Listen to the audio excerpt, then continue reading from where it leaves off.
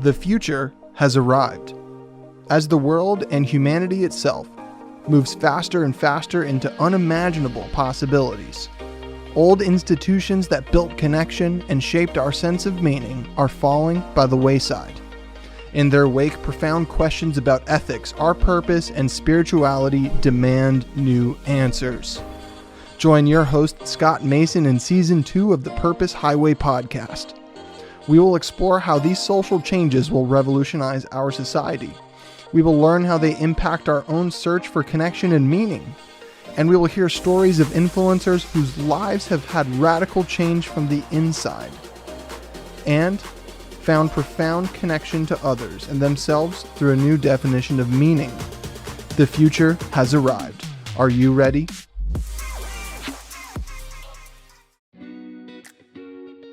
When you're racing down the Purpose Highway, we want to make sure you're healthy and happy every step of the way. That's why we're proud to partner with It's NOLA, 21st century plant-based healthy granola snack bites made with real ingredients and audacious flavor. It's NOLA crafts small batch hand-rolled granola balls that are vegan, gluten-free, and naturally low in sugar. Locally made in Brooklyn, It's NOLA's delightful bites come in 3 flavors: luscious cranberry coconut, sassy mango masala, and dark, decadent, chewy chocolate. It's NOLA is available to both individual customers and for wholesale accounts at itsnola.com. That's itsnola.com. Guests on this show are already enjoying this delicious snack. Check out It's NOLA's website for yourself and find out how good it is. Hello, everybody. It's Scott Mason revving up for another race down the Purpose Highway. And sitting next to me in the front seat today is Yermi Kurkus. Yermi, you run a consulting service partnering with businesses and both business people as well as ordinary folks, making them irresistible with the express mission of making the world a better place, one dream, one job, and one business at a time. You are the author of the upcoming book, One Up, and the founder of a group of courses that help make people and businesses all irresistible. You also have extensive experience with organizational dynamics in your role as a fractional CPO. And if that weren't enough, you are the founder of Moral Entertainment, a film production company making mainstream entertainment with a focus on moral and ethical values. Yermi, welcome to the show. Thank you so much, Scott. This is so exciting and such a pleasure and an honor, really. And I'm just so humbled by that extensive preview. So I thank you. Well, as a fractional CPO, I'm sure you are aware that finger pointing and blame-based cultures aren't the most productive ones. But that being said, I'm going to do some finger pointing and some blaming right now and saying that intro is only because of you. It's your fault, Yermi. Thank you. I'll own it. Thank that's you. Right. That's the CPO talking. So you've done a lot. You're doing a lot. But let's focus on one thing to start the conversation. That is moral entertainment. Yermi, when you say that moral entertainment focuses on moral and ethical values, what do you mean? What are morals and ethics to you? Sure. So again, thank you for that. And moral entertainment is actually something that we are building very slowly. So it's going to take time for that company to grow. However, the whole premise of the company is really from a perspective of we are what we consume. So if we consume media that talks about hate, that's ultimately what's going to be in our mind. And to me, I believe that moral and ethics can be taught without a preachy approach. We don't have to preach it. We just have to really demonstrate it. So I'm taking the approach of being a leader in the sense of practicing what you preach. And the whole premise of the productions that Moral Entertainment will ever do in the future will be under the premise of really showing how people behave and not really preaching it as much as, again, showing it. Do you believe that mainstream audiences have already demonstrated that when it comes to morals and ethics in entertainment, they just don't care? I mean, I'm nobody to judge, so I don't get paid as a judge or a lawyer, so I don't know what people are, what they consume and how they behave or whatever. But I'm just thinking from a more practical approach and just seeing what's around us. I think we have to really work more with our heart and a little bit less with our emotions. I think we have to unify as one and find a common goal, a common meaning, a common purpose. And that's how we bond together. And that's really the premise of my business, helping business professionals become irresistible in that kind of way. What is irresistible to you? Why did you choose to focus on irresistible as a word? Yeah, so for me, irresistible is really thinking about what happened recently, especially recently, after the pandemic. And I feel that now as we're coming out, thank God, from this pandemic, our BS levels is really at almost zero, if anything. And I think that today we want to be around people who make us feel good, people who are just, what does irresistible mean? It's simply that, for me, irresistible is three things. Number one, you have to be happy. Number two, you have to have a good attitude. And number three, you have to have a good character. Because everybody wants to be around the person who's happy, who's exciting, who has a good attitude, who has good character. And nobody wants to be around the grouch, and nobody wants to be around the pessimist. Nobody wants to be around somebody who makes them feel bad. We could go back to isolation. It's better there than to be hanging out with those type of people. So being irresistible is really somebody who's higher up on the levels of happiness, good attitude, and good character. And if we focus on these three in our personal life, in our professional life, in how we operate our business, in how we operate deals, anything that we do, if they operate with this foundation, I think that's considered irresistible. I want to talk a little bit about the third of those pillars, character. Am I correct in sensing a through line in your work with moral and with your programs, connecting the idea of ethics and morals with character? And if so, what is it? Why? Sure. So I think that character has a lot to do with attitude. That's why I combine the two. So number one is happiness. That's on its own. But attitude and character plays into each other, and they're intertwined. You cannot have morals. You cannot have values that are going to stick if you have a negative attitude to life. And then your morals and your ethics mean absolutely nothing if you don't have a good character about it. So yes, it has a direct relation to, morals and values. And typically the morals and the values is what drives your character and your attitude. When you believe that if you believe at a core that the world is a good place, and there are people who have, positive and love and all that nice stuff, if you believe that at your core, you're going to start behaving out of love, and you're going to start behaving out of, whatever it is, the optimism and the positive, all these positive emotions will directly be affected when you start really applying these morals and these values into your day-to-day life, in your character and your attitude. How do you know if you are someone of good character? Somebody else will tell you. You never know. You never know by looking in the mirror. But that raises an interesting follow-up question, which is, do you think that people who are of poor character are aware of that? Sometimes, yeah. And I think that ties into that attitude thing. And it does affect their happiness levels. They wonder why business is not going well, why people don't want to hang out with them. Why the world seems to be this terrible place or whatever.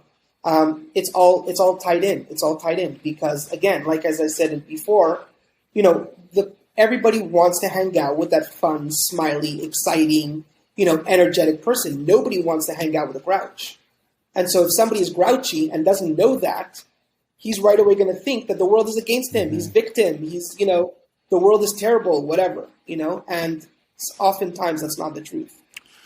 Do you think someone can be of poor character and happy? I have yet to meet them. So I mean, again, I'm not here to judge anybody. So I'm not somebody who comes and says, that's a good character. That's not a good character. What I do know is that there are principles. There are principles of, you just don't behave in a certain way next to a certain person, or if you have this kind of mindset versus that mindset, typically people in general will not appreciate that, or, different, there's 90 principles actually, to be specific. And what I found in my research and in, my experience, was that these characteristics, are really, really important. So if that answers your question. Let's go back a little bit. Talk about your background and explore what exactly led you into a focus in this specific area. Of all of the potential things in the world you could be focusing on, why have you chosen this particular through line? Tell us, where are you from, Yermi? Who did you just pop out of the air somewhere one day? What's the story? Yeah, I mean, the air is really thick in Montreal, Canada. So I'm originally from Montreal, Canada. I grew up, born and raised over there for the first 24 years of my life. And ever since I was a little child, I grew up in a community, in the Jewish Orthodox community, which specifically holds volunteer and outreach at a very high regard. And we were always raised that the world is a great place and it needs to be made better. And that, a lot of Jewish people, unfortunately, came out of World War II. And the rabbi who led the community that I was part of, he used to always say that that man, so referring to Hitler, sought out the world in hate. We have to seek out the world in love. And so that was a very big, positive impact on me growing up as a child. And I always sought for ways of how to be a part of the community and volunteer and that kind of stuff. And growing up, I figured, okay, I'm going to need to provide for my family at some point. I would love to find a job that could help people still be of service and still, make me some money that I could survive. And that was a journey.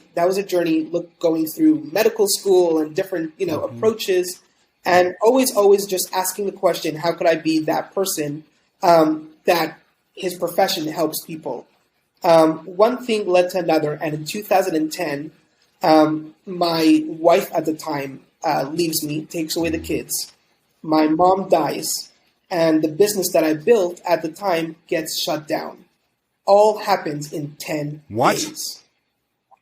Yeah, in 10 days, from a Thursday to a Monday, in 10 days, these three crazy situations happen. Think of it as three major bricks, like piles of bricks just fall on you all in one shot. So that was a very hard time in my life. Yeah, I just have to interrupt. Did you see any of this coming? I mean, it's particularly the business stuff, or was it just one day one, you wake up and things are going along, and then 10 days later, you're looking around and you're standing in the smoking rubble of a line saying, what happened? Yeah. So let's start with the easier one. So my mom dying, she was battling cancer for about 5 years. We did not find out until the last few months of her life. We did not, like, I had no idea. She wrote a letter explaining why she kept it a secret. But anyhow, so that was an ongoing of a few months that I knew that she was dying. And we were obviously praying and hoping that she won't. But, so that was number one. Number two, the business, which is the second to easiest one. I knew that I was having trouble just because of the rules that it is in Quebec. You have to operate in French. So it was an ongoing argument that my clients were English speaking. But I did not expect it to go into complete forceful shutdown. So that was a little bit of a surprise there. The last one was the week before my wife left. She was telling me how much she loved me. So I had no idea that was coming. That one hit me completely from left field. But yeah, it was a very, very difficult time. Let's talk about that a little bit, because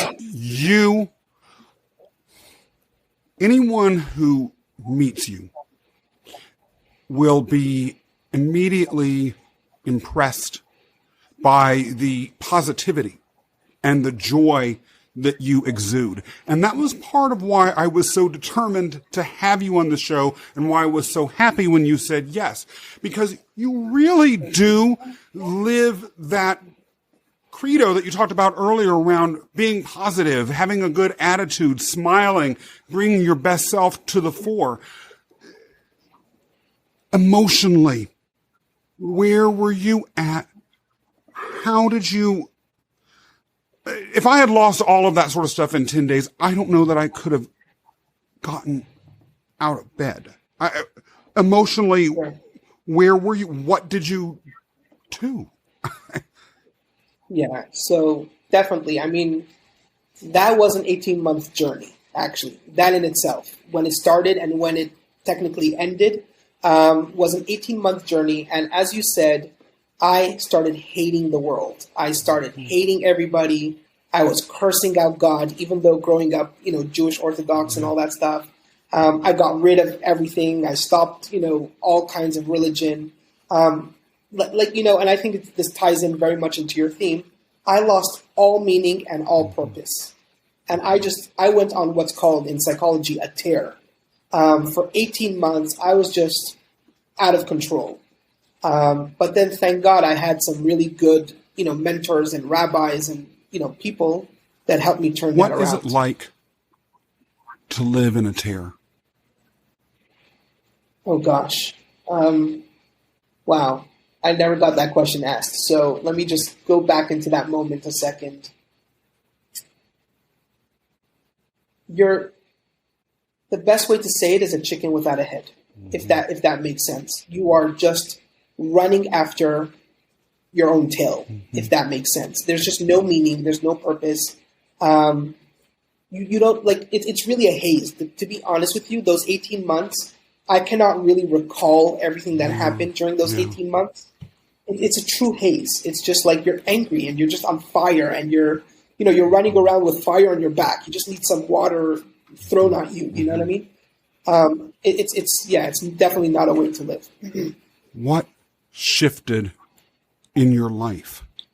Was there a moment when you said to yourself, I can't live like this anymore? Did someone say to you, Yermi, you're kind of out of control here? Or were you facing some sort of abyss in which you finally either had to say to yourself, I'm going to jump in or what? Look, I went through a period like this in my life where I also went into, I had an unexpected and very dramatic career shift that occurred, and I probably went through a tear. I was full of rage and anger. And in my case, it was someone appearing in my life who gave me the idea that this is an alternative for what my future could be. Was there something like that that happened, or something completely different? Yeah. So actually, a very good rabbi friend, which was a teacher in the beginning, but he turned out to become a friend. He was telling me, he was trying to convince me and influence me to go to AA programs. And I said, I've never drank alcohol in my life, and I don't take drugs. And I just had anger issues. And he figured that if I get a program of some sort, it was going to help with the anger issues. But to be honest with you, that wasn't really it that did it for me. I had to hit the rock bottom. And I was at the lowest part of my life. And in order not to scare the audience, but let's just say jumping was the option. And so at that very end of the moment, at that very end, let's call it, I just figured to myself, I said, I'm 24 years old, and this just doesn't make sense. And I said, all my life, all I ever wanted to do was just good, right? That's how we started this whole story. It's that all I ever looked for was to be a good person. I'm not that terrible person who, did horrible things to his wife. That's not true. I didn't, steal from anybody. So that's not, my business. I didn't, God forbid, take a gun and shoot my mom. God forbid, like I'm not that bad person. So I looked up and I said, hey, you, whoever you are up there. At this point, I don't know what to believe, right? And I was like, whatever you are up there, you did this, you fix it. Because ultimately, this is all I want. And if we're going to talk about meaning and purpose, and at this time I was getting introduced to Viktor Frankl, so the book as A Man's Search for Meaning. This was around the same time that I was discovering that. And I said, hey, God, if I want purpose and stuff, I want to be of service to people. I want to help people. That's it. Otherwise, it ends here. This is the end of it. And it doesn't make sense that you brought me into this world for 24 years for it all to end like this. This just doesn't make sense to me. And so that was really that kind of prayer that I did. And in order to calm down, I took a walk around the block, and I bumped into a buddy of mine who is the director of advocacy in a prison reform, prison advocacy program. And I just told him, I said, hey, I need purpose in life. And he offered me a volunteer position in the California prisons. What did you do there?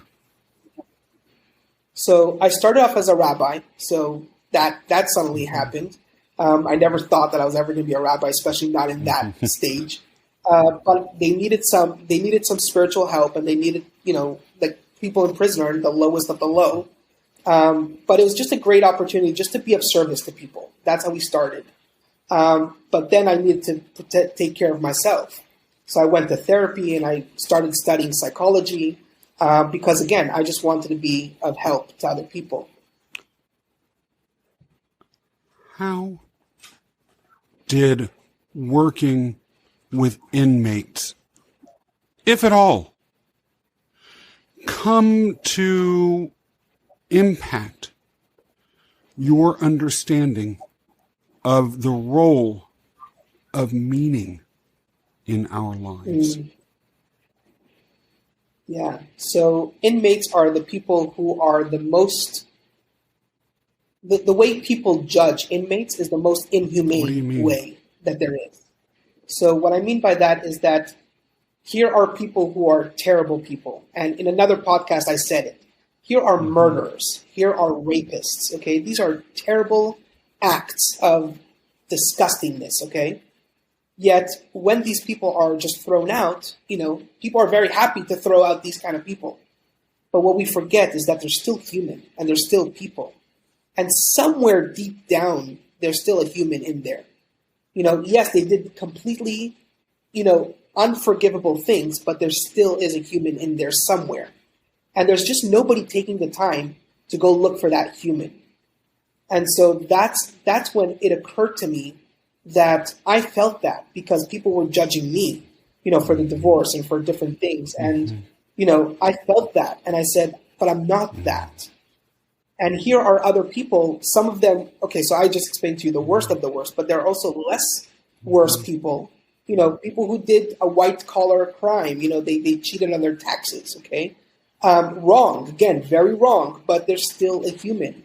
And going to prison just dehumanizes them in such, like these are the people who you want to talk about lowest of the low, that's lowest of the low. There's no lower after prison. It doesn't exist. In your pre-interview prep, you very explicitly said that you could and wanted to speak to the concept of every human being mattering. Sure. Is this why? Absolutely. That's where I learned it. And when I was in school for psychology, I'm the kind of guy, so here's the thing. I'm actually one of two people in my family that are educated. My family are not super excited about school. They're all business entrepreneurs and, that kind of stuff. But my dad told me, before you go to school, know this. 80% of people that go to study do not end up in their profession, whatever they studied. And number two, most of the people who come out of school come with a lot of debt. So he's like, you go find a job, because I'm not going to support you through school. That's never going to happen. He's like, you go find a job. You have to work through school. You're not coming out with any debt. And you better find a job in your line of profession that you're studying so that you end up in that profession, which I did. So I got that job in the prison. It shifted from a volunteer work into a guidance counselor. And as a guidance counselor, I was a very curious person. It's, as you mentioned, how do we find meaning and purpose based on the book of logotherapy, based on the book of Viktor Frankl? How do we help these people in their lowest of their low find purpose? And so for 5 years, I was researching what later on became the program of One Up. How do I make it in such a easy to digest, practical way for people on the lowest level to find meaning and purpose? So we created a 90-day program based on the 90 and 90 of AA, for those who know, based on Kabbalah, so from Jewish ancient teaching, and based on the Tao Te Ching, all incorporated into, psychology, study, and all that stuff. And I just packaged it all up together and operated that program for 3 years in the prison. So a total of 8 years, this program was developed and operated in the prison. Did you see transformation in the inmates that you worked with? Massive transformation. I must have worked with about 1,000 or plus inmates over the course of all these years. And I mean, those who were able to get out, some of them are executives. Some of them are super successful people, completely transformed. Those who are going to be there, unfortunately, for the rest of their life are doing incredible work in the prison, towards one another, on themselves, writing books, all these different kind of things. Incredible transformation. It's just like do you have a favorite story you could share with us? Let me think. So there's one story in particular. That really comes out. I cannot give too many details, obviously, because of, there's confidentiality. But he was actually a pretty famous murderer. He murdered somebody famous. And it was all over the news. And, if you go back and watch the YouTube videos, it's terrible. And I remember, and he told me when I first met him, so we walked into the prison, and we were going to run a Jewish service for the inmates. And so the way it works is you walk into the chapel, and on the loudspeaker, Jewish services in the chapel. Whoever wants to come may come. We do not discriminate. Everybody's allowed to come.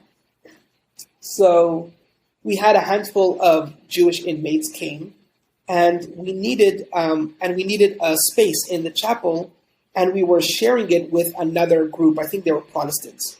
And our room, the room that we were in, was smaller and more stuffier, and their room was larger.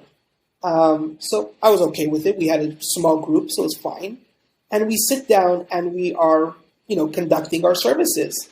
All of a sudden, there's a knock on the window. And this individual comes and we let him into the door. You have to lock it. It's a whole thing. He comes in and he goes, Rabbi, and Jewish congregation, I want to trade with you our rooms, and I want you guys to take the bigger room, and I want to take the smaller room. And I said, but you're a larger group and we're a smaller group. Why? He goes, no. I have respect for you guys. This is what I want to do. That's it. I was like, okay, I'm not going to start arguing, and that's the last thing you want to do with inmates, So I'm like, okay, no problem. We shifted, we traded, and that. He came back, and so after his service, we were still in the middle of ours, and he sat down with us. So after our service, he was telling me, I had to do this. And I said, why? So he goes, I had to feel that I was going to do something above myself. And he went into a whole story, and he told me about the murder that he committed, about, his background and all that stuff, and how he was training himself to be a better person. So at the time, I already had parts of OneUp already developed. So I said, would you like to come to our services, part of this OneUp group? Would you like to join? And he said, yeah. Today, he's writing a book, and he's sharing it with a bunch of children and a bunch of other people, the lessons that he learned, that he had a bad childhood and he had a bad upbringing, all that stuff. He's reaching out to people outside of prison. He's never going to come out, obviously, but he's transforming lives with lifers and with children. So lifers that are in prison and children that are outside of prison, to make sure that they never get into the system, because he was in prison since juvenile. So he was trying to say not to do that. And so he's doing, work in the prison and outside the prison. So that's one of the examples of OneUp. Talk to us a little bit more about OneUp. Mm-hmm. So OneUp was a 90-day program, 90 principles, how to live a life towards successful life. These are mindsets. These are shifts. It's based on the 81 steps of the Tao Te Ching, together with, portions of AA. So I took I think the remainder, the 9 other steps come from AA, but with a twist from Kabbalah and from other ancient teachings with modern day psychology. And it was in the prison when I started realizing, I said, look, these people who have nothing to live for, all of a sudden have everything to live for. And they're living meaningful and purposeful lives. I was like, what about everybody else? And especially my people, the business professionals, this is where I come from. They're not even living half the life that these guys are living. And I felt kind of unfair. And I said, I need to transform my life. And I have to go look out to my business professional friends and bring them something that is working, and see if it works in their businesses. You just said something in passing that was subtle, but I think is shocking if we reflect a minute, which is that there are inmates serving life sentences who will never get out, who are living lives that have more meaning than business people. Yeah. I don't know what to say to that. Maybe you have something to say. Yeah. No, I mean, and that to me was shocking. The minute I realized that, after working 8 years in this kind of environment, and it hit me like a ton of bricks, I'll tell you, Scott, it hit me like a ton of bricks. When I realized it, and I was like, what? Like, when I saw the transformations of these people, and I was like, my relatives, okay, let's not go too far. My relatives don't live a fraction of a life of these lifers. Not a fraction. And that was to me like, poof, my job is amazing. I loved my work in the prison. It was great. It was very fulfilling. But I said, I have this, I felt it was my responsibility to go out, reach out to business professionals, regular people on the street, and share this with them. Like, this has to get out. You also work with businesses as entities themselves. Is that not correct? Sure. Yes. Do you believe that businesses have a responsibility to connect to real meaning? Oh, absolutely. Why? Oh, absolutely. Business, by nature, is a connecting type of relationship. All right? And I think we spoke about this a little bit before the show. Politics, for example, is divisive by nature. There's right and left. Business, by nature, we need to connect. We need to be friends to do business together. So business is actually something that connects. And if we do not connect on a deep level, why in the world would I ever give you my money?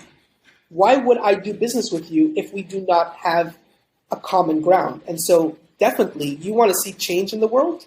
Do more business. You want a world of a good place? Do more business, but it has to have meaning and purpose.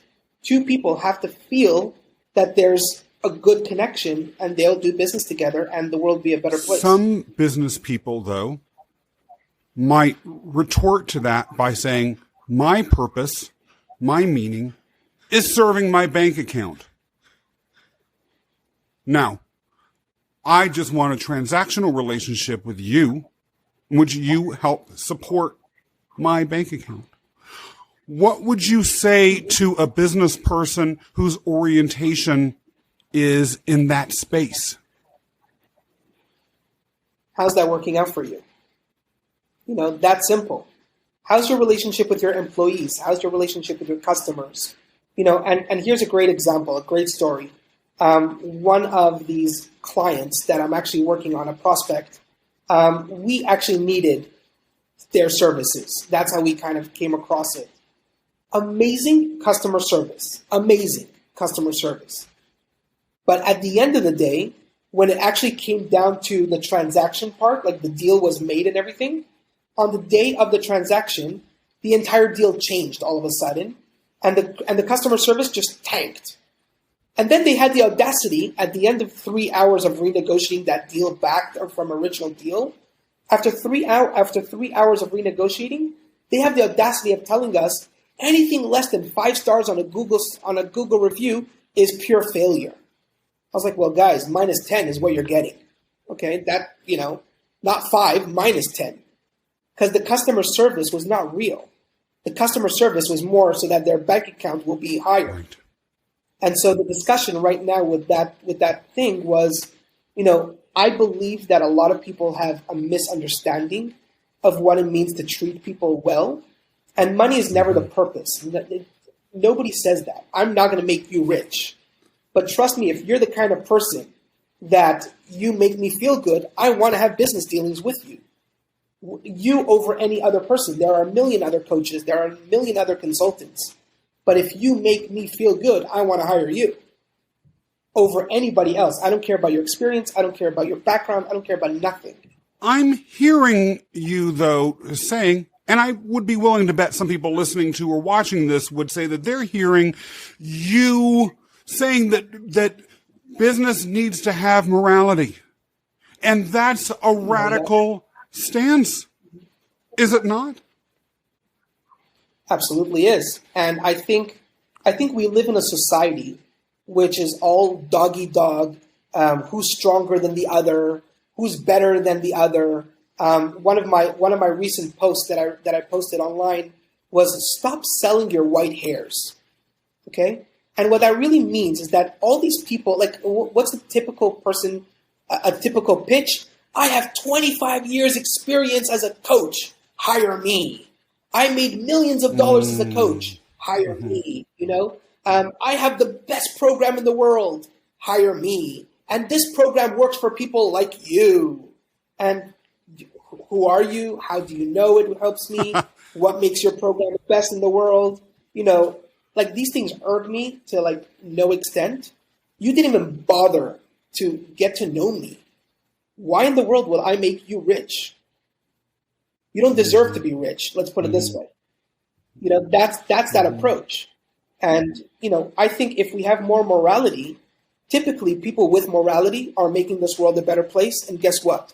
I want them to have money because money helps. Money is a tool to make this world a better place. So those are the guys I want to give money to. So I'm going to ask you a question that relates to your fractional chief people officer role that you often play and have played very successfully and continue to play, and then maybe tie that into what you're talking about with regards to one up and the external relationship that a business might have with its partners.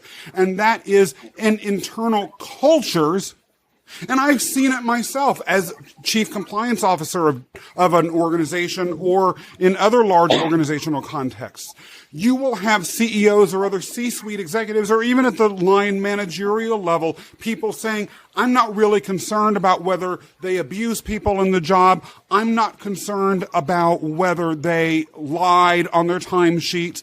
I'm not concerned about their ethics generally. They do the job well. They have technical competence. I'm going to reward them for that.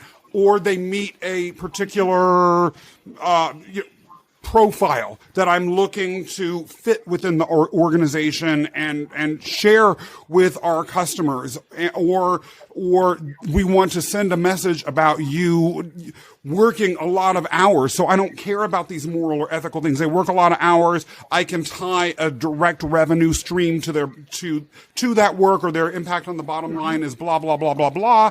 And what do I care if this person is going around making the secretaries cry? They're getting the job done.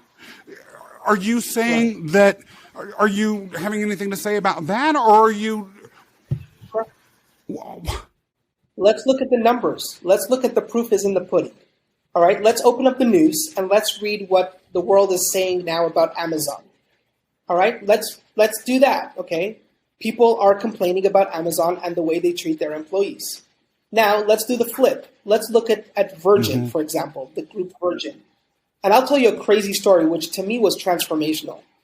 Richard Branson was one of the major transformations for me when I noticed this, because I was going through this in my own work, and I'll speak to that in a second. But here's a story that I literally fell off the bed that I was lying down on. Did you hurt yourself? Good. No, but I was blown away when I read this story. And you know what? You tell me what you would have done in his situation. So Virgin started off in the recording world, so music recording. Everything in recording is all about the hype and the surprise and the release date and, all that stuff. He had a young individual who was working for him at the time in his early 20s and maybe, 21, 22 maybe, working for Virgin Records. And this big hype about a song was coming out, and this young kid stole the song and released it privately way before the date that they were going to release it. Made tons of money selling it, to whoever he sold it to. If you are in Richard Branson's shoes, what would you do?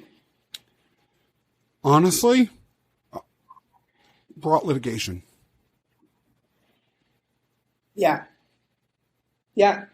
So, and I would have gone all out on this guy. This is a business, and it was in the early days of Virgin.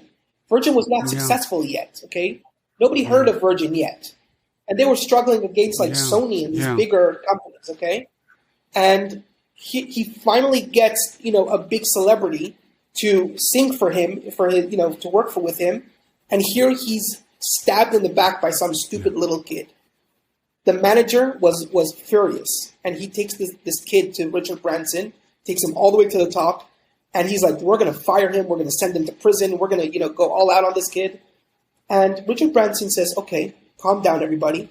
Looks over to the kid and says, why did you do it? What was the reason? Why did you do it? And the kid says, listen, Richard, I'm sorry. I take responsibility. Do your worst. Basically, he knew he was in deep trouble, and he was going to accept the responsibility. And Richard Branson said, I didn't ask you for that. I asked you, why did you do it? So he goes, I wanted to make money, and there was an opportunity to make money. So he goes, oh, money is what you want? We're not paying you enough? And he said, yeah, I guess. I want to be successful. He goes, how badly do you want to be successful? He goes, pretty bad. I really want to be successful. And now I know I ruined my life, I'm probably going to sit in prison for the rest of my life, or I don't know what. He goes, okay, you're promoted. You're promoted to be compliance officer of our, Virgin Records. Your job is to make sure that nobody ever steals from us ever again. You seem to be pretty good at it. You probably could pick up on, your job. And till today, he works for Virgin, this guy. top executive, top-notch guy. And Richard Branson saw the better of this person and saw the future of this. How many companies do you know that do that? Let me ask you. How many people do I know? I want to step back to an earlier part of our conversation that question reminds me about, which is prisoners. Particularly, and we're not going to get into politics here, I understand, but you mentioned the political realm as one of the three realms that we operate in. And politically, and politics does guide our discourse, and at least ostensibly is tied to ethics and morals. As to whether that really happens, it's a different story, but at least people say it is. And I think that the reason why I say that is because the default position is to see nothing in those that commit acts. The default is to judge. Look at my own reaction. I will own that. It wasn't just to judge by saying I would have brought litigation. It would have been to judge and punish. Because litigation not only would have led to an outcome that would have, of course, involved us getting some sort of remuneration for the loss, but the litigation process itself is hell for those that are under-resourced. Hell, they could win the lawsuit and be broke for life. And so that itself, I myself in this conversation was an example of this judgmental finger-pointing approach that the story that you just shared was the opposite of. So the answer to your question is, how can I ever say it's anything other than common when I myself would have been one of those people? Sure. Yeah. And I mean, this is big in psychology, and there's a lot of research around it, where how often do we judge people? And if we were in the same position, we would never judge ourselves in that kind of way. Just think of it something common, okay? Let's take, driving on the highway, for example. If somebody drives like a maniac, drives by you and your car shakes and you look at him and you're like, oh, what an idiot, he cut me off, what a crazy sicko. But if you're driving fast on the highway and you're going to say, oh, but I'm rushing to, my wife is about to give birth or something, you'll find all the excuses why you're okay and that other person's not. Yermi, though, what we're talking about is a conflation of ideas that occurs that I'm hearing you push back on very hard. Morals and ethics, as is commonly framed in our culture, is inextricably tied to judgment. You sinned. You're going to hell. You committed a wrong. Your butt is going to jail. You are something that I disagree with, so I will shame you. All of these things are related to punishment. All of those things also, as you just indicated, separate us as moral beings from those that we judge as having non-moral status. What you just talked about when you said we judge people differently than we would judge ourselves is bringing empathy and so into the equation.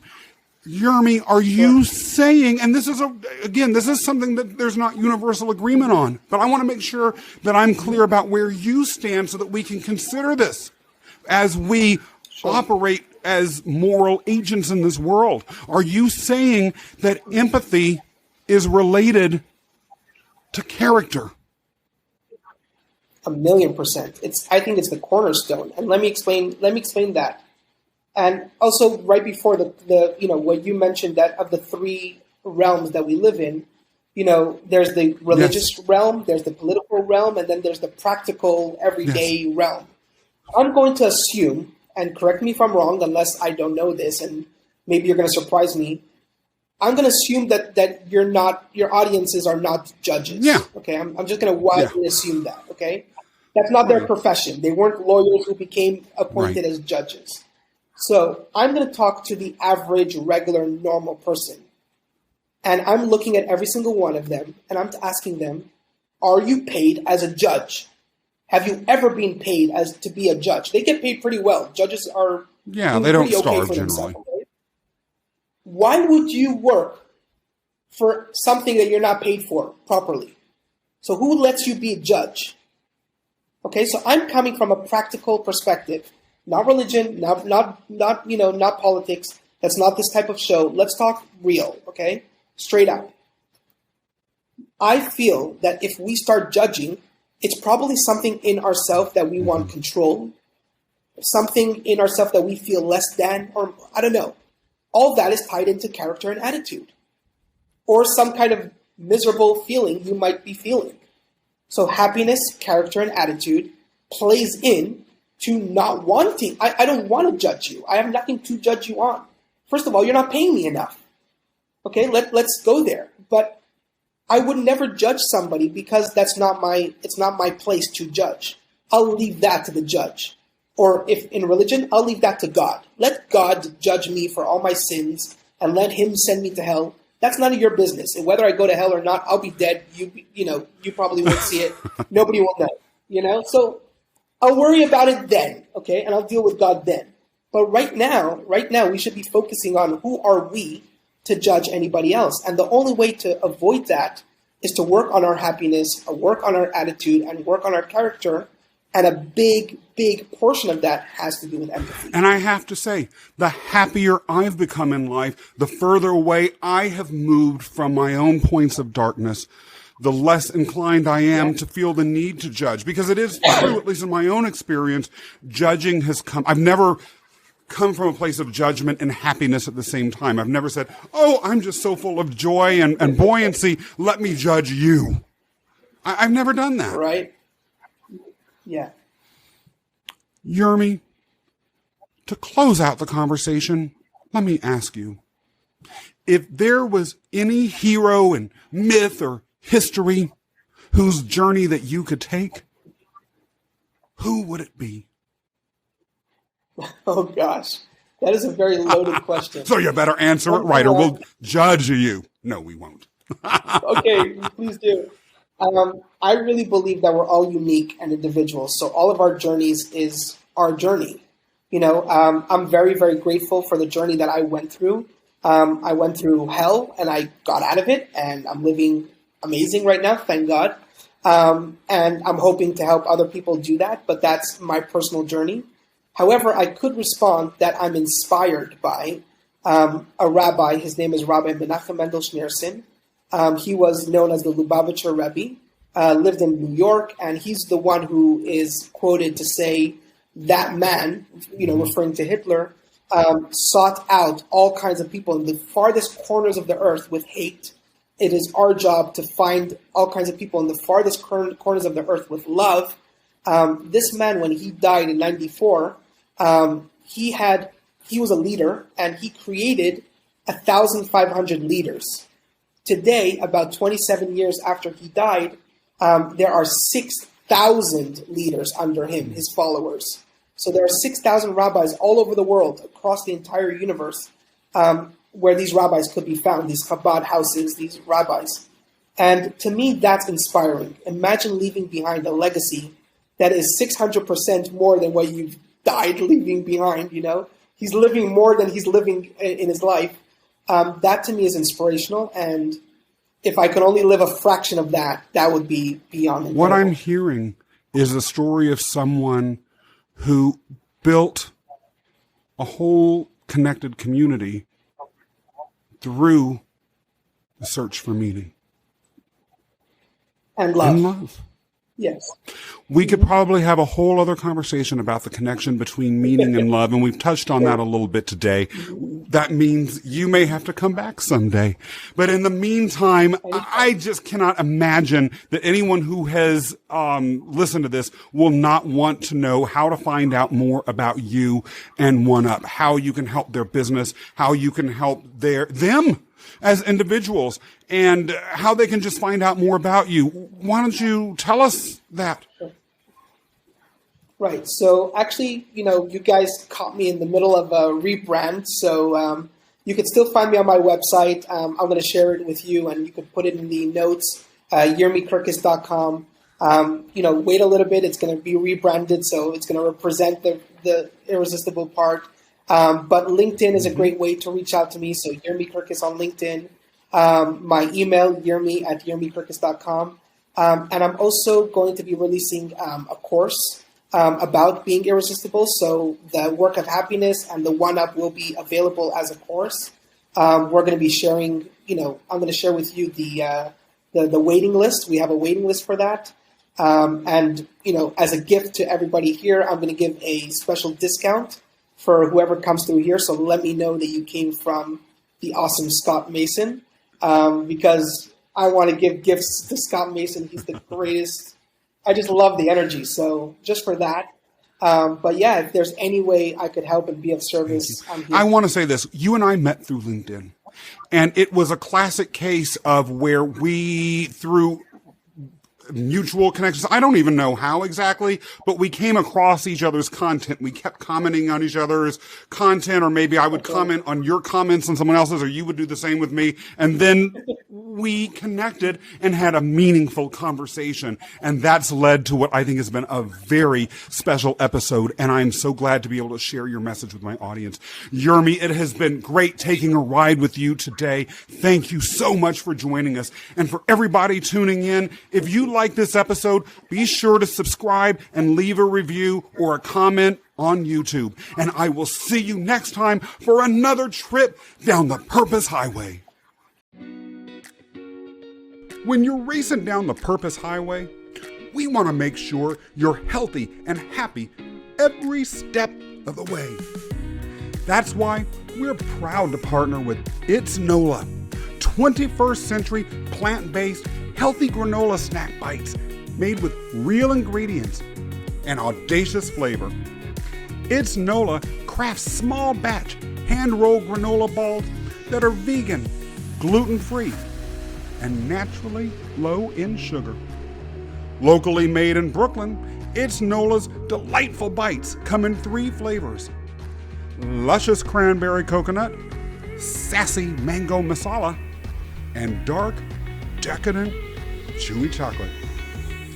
It's NOLA is available to both individual customers and for wholesale accounts at itsnola.com. That's ITSNOLA.com. Guests on this show are already enjoying this delicious snack. Check out It's NOLA's website for yourself and find out how good it is.